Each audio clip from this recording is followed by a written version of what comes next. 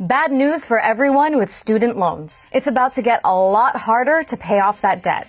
The Treasury Department has announced a plan to raise student loan interest rates. That hike could amount to an almost 20% increase in charges for undergrads. And for those of you who've defaulted on your loans, it gets worse. The federal government plans to sue more people to collect on the country's $138 billion of unpaid student debt. Normally, the government sends debt collectors after you. They're the companies that call you for random numbers at all times during the day. Their aim is to either scare you into paying or to negotiate in hopes of receiving any amount of money. But over the last 2 years, the government has become more aggressive, taking people to court. The Department of Justice reports that more than 3,300 student loan borrowers have been sued since defaulting on their loans.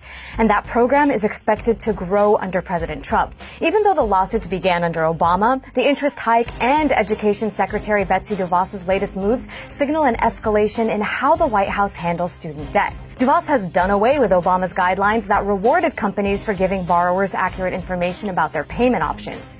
She also ended Obama's ban on lenders who charged fees for past due loans if people started repaying their debt within 60 days of defaulting. And it's not going to stop there. DeVos and her husband have financial ties to a debt collection agency that does business directly with the Department of Education.